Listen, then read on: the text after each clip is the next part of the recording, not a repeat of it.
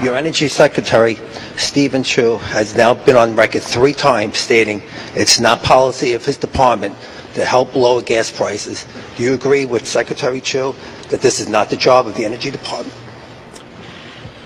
The most important thing we can do is to make sure we control our own energy. So here's what I've done since I've been president. We have increased oil production to the highest levels in 16 years. Natural gas production is the highest it's been in decades. We have seen increases in coal production and coal employment. But what I've also said is we can't just produce traditional sources of energy. We've also got to look to the future. That's why we doubled fuel efficiency standards on cars. That means that in the middle of the next decade, any car you buy, you're going to end up going twice as far on a gallon of gas. That's why we've doubled clean energy production like wind and solar and biofuels.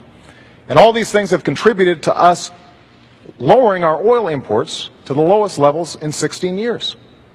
Now, I want to build on that. And that means, yes, we still continue to open up new areas for drilling. We continue to make it a priority for us to go after natural gas. We've got potentially 600,000 jobs and 100 years worth of energy right beneath our feet with natural gas. And we can do it in an environmentally sound way. But we've also got to continue to figure out how we have efficient energy, because ultimately that's how we're going to reduce demand, and that's what's going to keep gas prices lower.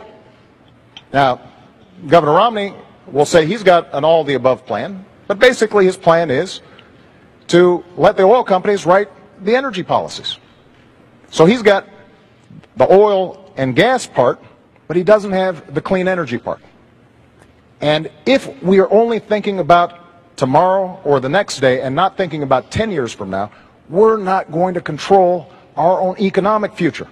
Because China, Germany, they're making these investments.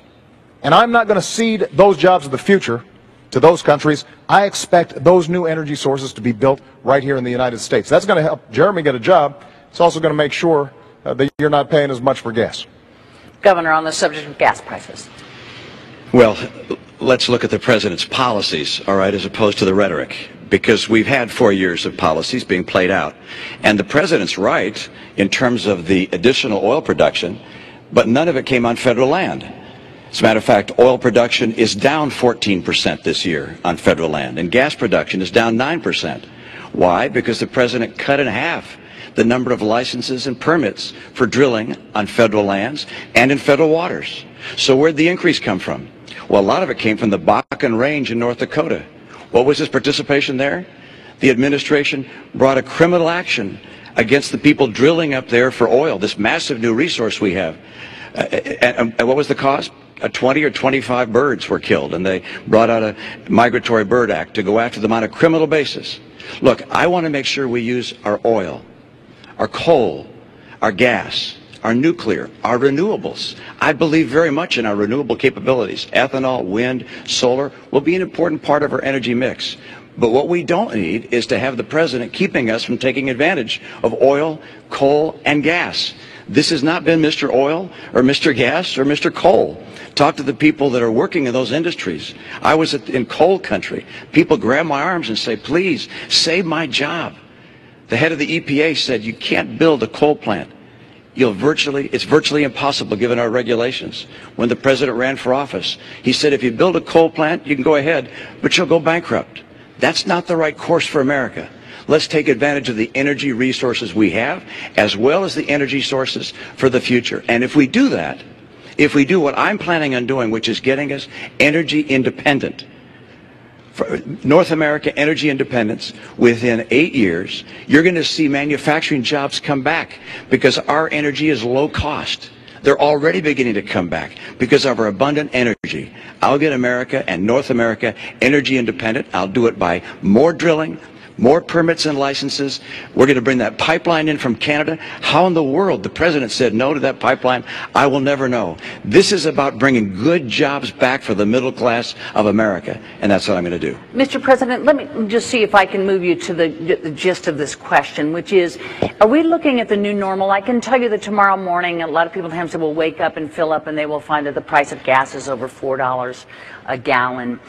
Is it within the purview of the government to bring those prices down, or are we looking at the new normal? Candy, there's no doubt that world demand's gone up, but our production is going up, and we're using oil more efficiently. And very little of what Governor Romney just said is true. We've opened up public lands. We're actually drilling more on public lands than in the previous administration. And the previous president was an oil man. And natural gas isn't just appearing magically. We're encouraging it and working with the industry. And when I hear Governor Romney say he's a big coal guy, and keep in mind, when you were governor of Massachusetts, you stood in front of a coal plant and pointed at it and said, this plant kills, and took great pride in shutting it down. And now suddenly you're a big champion of coal. So what I've tried to do is be consistent. With respect to something like coal, we made the largest investment in clean coal technology to make sure